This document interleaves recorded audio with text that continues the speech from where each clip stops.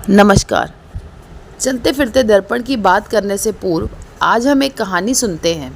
यह बात उन दिनों की है जब भारत आज़ाद नहीं हुआ था।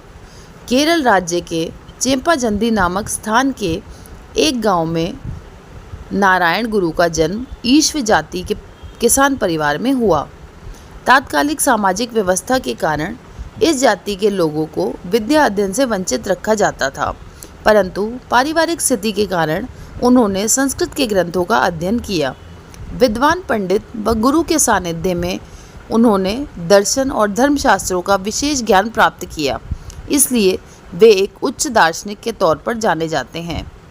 ज्ञान प्राप्ति के बाद कुछ समय वे साधनारत रहे और उन्हें जो अंतः प्रकाश मिला उसके आधार पर जाति भेदभाव मिटाने का कार्य हाथ में लेकर वे पूरी तरह से उसमें जुट गए।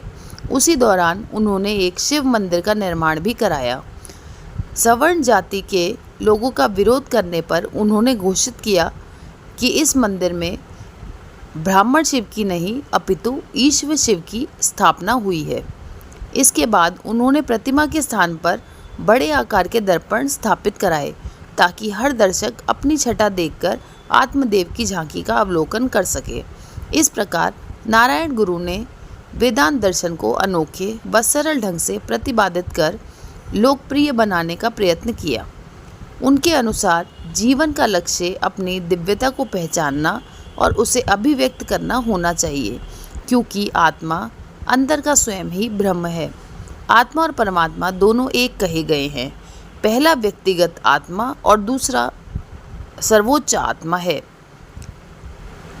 गीता में कहा गया है कि आत्मा ही आत्मा का बंधु है, अतः जैसा हम सोचते हैं वैसा ही हमें संसार में दिखता है। इसलिए आत्मा परमात्मा का ही प्रतिबिंब है। इस तरह संसार एक दर्पण के समान है। यूँ तो दर्पण दैनिक जीवन की ज़रूरी वस्तु है, जो हमें हमारे शारीरिक बनावट व सजावट का अवलोकन कराता है और सजावट में कमी व त्रुटि को बताता है, जिससे कि उसे ठीक किया जा सके। यद्यपि दर्पण निर्णायक न होकर सांकेतिक है, तो हमें संकेत देता है, पर उसकी महत्ता हमारे जीवन में बनी रहती है, ठीक मील के पत्थर की तरह जो मंजिल ना होकर मंजिल की दूरी बताती है। इसी प्रकार हमारे आसपास जीवंत दर्पण हैं, जो वक्त पर हमारी तस्वीर हमें दिखाते हैं और सचेत करते हैं। इनमें माता पिता, गुरुजन, मित्रगण और जीवन साथी भी दर्पण का काम कर जाते हैं। ये सब केवल इशारा करते हैं कि आप कहाँ पर गलत हैं, उसे ठीक कर लो, सावधान हो जाओ। कई बार हम चूक जाते हैं और कई बार सावधान हो जाते हैं।